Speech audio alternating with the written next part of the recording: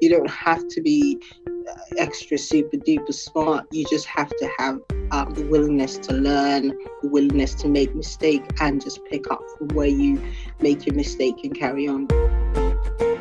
Don't let anyone discourage you, because there's just so many doubters out there.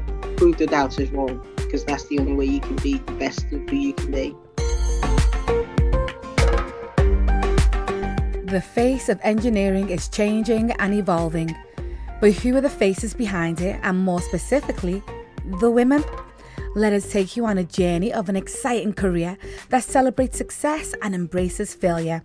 I'm your host, Ngunan Adamu, and together with the Common Room, we bring you the face of engineering. Today, I'm in conversation with Dr Nike Folayan MBE.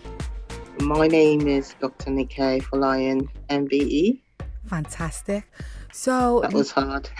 But you know what? You deserve to say it, because this is the thing sometimes with all of us is you kind of say, oh no, it's okay. I don't want to say the full title, but you know what? Right. It's recognition for all the hard work that you've done. That's right. That's true. It's that's all true. the hard work, and women like me appreciate that. So that's why I love the full title, because I don't know you, but when I saw you, I was like, oh my goodness, this woman is amazing. Thank you. Absolutely amazing. So so Nike, what attracted you to engineering, and especially electronic engineering? Okay, so I became an engineer because I loved television, and that sounds a bit odd, but it's just because I could never I was always trying to work out how you got the little people into the TV box, and that was my first interest in engineering, and I didn't realize it was engineering at the time. I thought electronics was something completely different from it, I used to try and find out what was behind the screen. So the old TVs used to have this PCB boards, these green boards inside, and I used to kind of wonder how that turned into the people on the screens. And that's sort of why I got attracted to engineering, and that's how that's what led me to electronics engineering in particular. Bearing in mind it was less popular than some of the other more environmental sorts of engineering and stuff like that. So Now, I watched an interview of yours, and you mentioned that you nearly broke the TV because you're so intrigued to find out how it worked. Yes. I kept poking it with anything I could find. Kept poking the PCB board, because I was just like, there must be something else. It can't just be this. There must be something inside of it.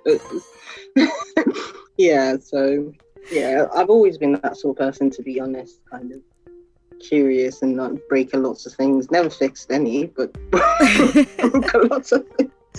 But you know what? I think what I loved about you saying that was my son. I always think he'll probably end up being an engineer, because he's so intrigued with the radiator, how that works. He's intrigued by the computer, all those things. And I honestly nearly killed him last week, because he went and unscrewed a part. He's only 9. But he went and unscrewed a part of the radiator, and he was like, look what I did. And he was so impressed with himself. And I was an like... engineer.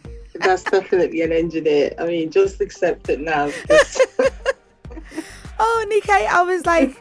Me and my mum were like, are you mad? Like, why would you do that without asking us? Now, and the thing is, it's like, I'm a Nigerian Scouser. So, what advice would you give to parents like us who are struggling with our up and coming engineers? I think just let them explore, obviously within reason, not breaking everything. But let them explore, give them the opportunity to figure things out, because I think that's what really develops the best engineers, are the engineers that know that you can fail and try again and again. So I think one of the things is giving them the space to explore. Secondly is giving them the opportunity to find out about the variety of engineering. So all sorts of engineers exist, and just giving them the opportunities to find out about experiences, and just being encouraging and supportive rather than deciding, as most parents do, what profession they want their children to be from a really young age. Because I, for example, obviously didn't have the support of my mum, because she thought engineering wasn't for girls. And obviously she came round eventually, but it's nice when you have that support from the start, because then you're able to figure out quickly what it is that you want to do and how you want to achieve what you set your mind on to achieve. And that's so true. Now, can you remember the first thing you designed or worked on that really made you proud? So I was trying to work out how you get, you talk about digital signals, ones and zeros. So I was trying to work out how you could simulate that sort of thing. And I can't remember who suggested, it's like a switch on and off. So what I did was I went to that, looked for a circuit for switches, and designed a system where I could kind of turn it on and off and when I wanted. So that's the first thing. It didn't quite work the way I wanted it to, but at least I felt a sense of achievement going around saying to people, oh yeah, if I switch this on, I get 1000, 1011 and so on. So yeah, so that's what I did, and that's how I was able to kind of feel like I had done something. I felt a sense of achievement. It's not like I did anything, but that sense of I'm a proper designer now. Well, this is it. And I think one of the things I really love about engineering is that it allows you to celebrate failure, because it's all about trial and error. And that's right. And I think in society we don't celebrate failure enough, and I think engineering allows you to fail and take it to the next level, and just keep on taking it until you achieve what you need to achieve. That's right. I mean, an engineer that gets it right, that, the first time, always ends up deciding that that's not the best option and redesigning it again. So that's why you have the constant technological changes on everything, because even the best product is, someone else is thinking, I can design this better, I can make this do this, it can go faster. So yeah, it's great in that sort of way. I always say it's great in the sort of way that medicine isn't, because you can't break people and put them back, but you can break equipment and you can put it back and it's all right. I love that. Absolutely love that. Now, I want to move on to your MBE. Can you remember what it was like getting that letter? To be honest, it was kind of a bit of a surprise. I wouldn't say shock. It was more like a surprise. It was like, oh, okay, so all the hard work, actually means something, not just to me, but to others as well.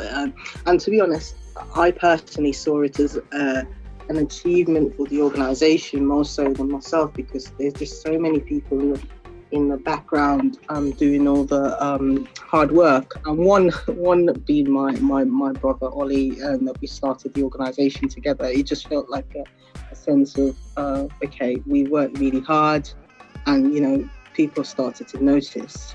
So yeah, no, it was fantastic. It felt fantastic, to be honest. But at the same time, something behind your mind that talks about the challenges around the word empire and so on and so forth. So you're thinking about that as well. Well, you know what? That seems to be a big conversation that always comes up, especially within the African and Caribbean community, and especially British African Caribbean community as well. It's like, do you accept it? Do you not accept it? What does this mean? How will people look at me if I accept it? So you didn't take it lightly. Oh gosh, yeah. It's just it just went through my mind. It played over and over and over again, and then I thought about my dad, and I thought about my mum, and they're both late now. So I thought about them, and I thought how they'd feel about it, and that really helped me make a decision.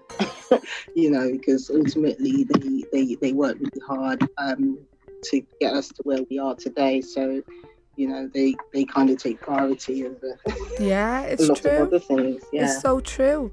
Now, you mentioned, you co-founded the Association for Black and Minority Ethnic Engineers with your brother Ollie. What was the reason behind that? And I'd love for you to actually even talk me through that conversation. Okay, so this all started off at a time when obviously there was a lot of, particularly in London, there was a lot of talk around gang culture and crime and so on. And then at the same time, we were kind of in jobs where we realized that there weren't people at leadership level that looked anything like us. So at that time, I think Tony Blair there was an article in The Guardian and lots of other papers where Tony Blair said black culture was responsible for crime. And that really kind of got us thinking that, hang on a minute, we're either in the wrong jobs or, we should be committing crimes as that's our culture, or we need to do something about it. And so we started having conversations. And the first thing we did was we said, fine, we know quite a few engineers of the same sort of backgrounds, black in particular. And so what we did was we reached out to them and we said, we have this idea. Do you know any role model? Are you mentoring anybody? Blah, blah. And at the time, everyone was like, yeah, this is a great idea. Let's get involved. And then we called the meeting, and the first meeting, we sent an email out to about 50 people. In the first meeting, only 5 people turned up, including myself and my brother. So we thought, hang on a minute, there needs to be, but the meeting was still great. Everyone was still enthusiastic and still saw the reason and the need to kind of get involved and make a difference. And that's how we started, and that's 13 years ago now. And the organisation has grown. We set up a chapter in the Midlands, and we set up another chapter in Scotland, which Ollie kind of leads. And it's just amazing to see that some of the young people that we're talking to back in 2009 and so on are now kind of working as engineers in industry. Brilliant. Yeah. So what are some of the achievements, would you say, of AFBE-UK? Well, at the moment, we've obviously reached over 10,000. We've had over 10,000 beneficiaries nationwide. We've been able to kind of help people, obviously, apart from secure jobs, placements as well. We've been recognised in all sorts of ways. We're the reference point for most engineering organisations, so the Royal Academy of Engineering, even the Department for Transport and so on, they recognise what we do. And now we're getting more involved in diversity policies and agendas within engineering organisations and so on. So yeah, it's been an interesting journey to get to a point where we started off as, why do you need an organisation for black people? To tell us what we need to do, how we need to do stuff, and so on. So yeah, there's just so many achievements. And for me personally, it's when you meet young people that have been impacted by our reach and our program, and you just see, I went to an AFB event and now I'm doing X or Y, or I've had a mentor from AFB and I'm doing, that for me means so much more than anything else. One of my questions really as well is, you've achieved so much with AFBE, but obviously there's more that you want to do, because diversity is still a big issue within engineering, especially in the UK. Oh yes. There's just so much that needs to be done. At the moment, we're only the industry, only 9% of engineers are from ethnic minority backgrounds. The least represented Black Caribbean and Bangladeshi communities. And I think that there is a lot to do in that space to kind of engage with why, we're constantly looking at research and on impact of our programs and how we can expand it to areas that really need it and the support that's really needed. 30% of engineering graduates are from ethnic minority backgrounds. You'd expect that the industry would have more than 9% that we have. So exactly. There is an issue around recruitment. There is an issue around retention. There is a bigger issue around willingness to be open about these issues and talk about what's actually going on when companies set diversity agendas, because it's not just about recruitment, it's about how many of your board members are from ethnic minority backgrounds. At the moment, AFBE looked at 100 engineering companies, top engineering companies in the UK, and only 0.2% of them have anyone of Black heritage on their board. Wow. And even, yeah, and I think it's about altogether, including the Asian community, to every BAME, it's not even up to 5%. It's about 2%, 2.5%. If they're leaving, why? Well, this is it, isn't it? Because, I've been in the media industry now for, goodness, nearly 20 years. And I do find that we have all these initiatives, all these positive impact and, positive discrimination and all these things. Yeah. And they get us in. And when I say us, I mean, Black and Asians, they get us in. But the issue is retention, because the environment is not sustainable. The environment, a lot of people don't feel like they're wanted, so they feel uncomfortable. And to them, it's well, why do I need to stay? I'm going to go somewhere else, or they end up going abroad. So we have, in all organisations, we have to look at the culture and why a lot of us are not staying. So, so in terms of your route into engineering, what was your route into engineering? I went to typical route, so university degree, and then I went and I worked for a while, and I don't know if I didn't enjoy my working for a while, but I went back to university, and I studied towards a PhD. Now, the reason why I did the PhD is because it was offered to me as a job. So it was a job doing a PhD, because there was no way I could have afforded it otherwise. So I did that, and after that I thought, I'm stuck in this lab doing all this stuff, and it's great. I'm a people person. I like to talk to people, and I like to be involved. And so that's when I got a job with an engineering consultancy. And I've been working in a few consultancies so far. But yeah, essentially just university route, and then jobs, and obviously the bigger challenge was deciding what to study at that university level, when everyone tells you that girls shouldn't be engineers and so on and so forth. And you know what, it's interesting how many women that I've interviewed who have said the same thing, where parents or aunties have said, no man is going to marry you, if you're an engineer. Oh gosh, yeah. Or do you want to be working outside? Are you sure you want to work outside? It's a dirty job, or just all sorts of misconceptions, or you could get electrocuted, because I said I wanted to be an electronics engineer. You could get electrocuted. You don't want to do that. It's not good. It's honestly the things that go through their heads absolutely baffles me, and it is, and it's that thing as well where in some cultures it's like you don't want to be, you can't appear to be more clever than your husband or your partner. Oh yes.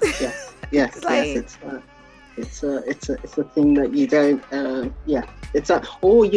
I do clearly remember. It's like, why you want to do a PhD? That's just a bit, you should be focusing on this, and you should be focusing on that. And, I do remember a friend of mine actually saying to me, this is not a good idea, because, you'll never get married then. Wow. You'll never have children then. You'll never, it's ridiculous, really. Young women need to see that we can do this. Obviously there's barriers, but we can fight through it. That's right. And I'm a single mum. I've got a little boy, who's 9. I'm lucky that I have my mum that helps me a lot, so I'm able to do the things that I can do. But so for you now, being a new mum, I bet you've got loads of ideas going on in your head about what you want to do or change. Yes. Oh my goodness. So much needs to change. I mean, I went back to work and something happened that just made me realise that there's a lot more to be done. Because on a week after I got back, someone talked about going on site and ladies' boots. So there's boots on your sides and you can go on site. After I'd said, I don't think I'm able to go on site just yet. Just the attitude of people, not even just the simple attitude of being a bit more sensitive to how people are feeling and how people experience in the world would help. and obviously more support for parents. I mean, in general, more support. I found that I thought I might relax after having my little one. I wanted more stability and all these things, but actually I've been a lot more adventurous. A lot more adventurous, and it's like, no, this is the type of world I want my son to grow up in, and that's how I've made every single decision going forward now. What kind of world would I want my son to grow up in? And, just creating a world that is better for them, because it's fairer and it's more equal, would be nice. It's idealist, but that would be nice. Exactly. And for them to have a smooth ride, at least more smoother than what we had anyway. That's right. Definitely. So my final question is, what would you say to anyone considering engineering, especially from the Black community and especially young women as well? I want everyone to be an engineer personally. So I'd say there's an engineering for you. You just need to find the right one. And so don't let anybody tell you can't, because you can. If you want to, you can. You don't have to be extra super duper smart. You just have to have the willingness to learn, the willingness to make mistake, and just pick up from where you make your mistake and carry on. Don't let anyone discourage you, because there's just so many doubters out there. But prove the doubters wrong, because that's the only way you can be the best of who you can be. Because one of the questions that a lot of young people have been asking me recently is about grades, because they're so nervous about grades and getting into the right university. Can they still be an engineer if they don't get those grades?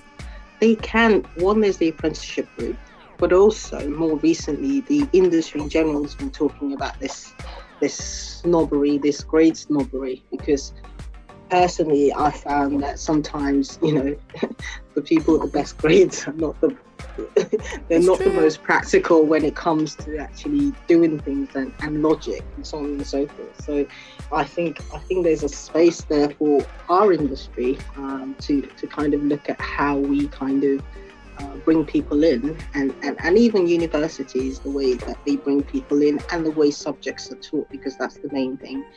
There's a lot to do. The education system at industry level, there's a lot to do, and at schools level as well, there's a lot to do to demystify engineering, because people just think it's kind of a dark art.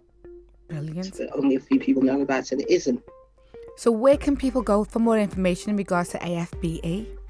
Well, our website is afbe.org.uk, so www.afbe.org.uk. Obviously, emails to info@afbe.org.uk, and obviously we can link people up to different opportunities. We have mentoring programs to help young people that are seeking support, and we're always open to helping people. Brilliant. Just check us out. Now Dr. Nike must have been an infant schooler when she realised she wanted to climb inside her family's TV to work out what was going on. And now, thanks to her inquisitive nature and wonderful activism, she's the proud, if somewhat shy owner of an MBE. Now I hope she and the rest of our wonderful women have inspired you on this series. Thank you so much for listening to The Face of Engineering.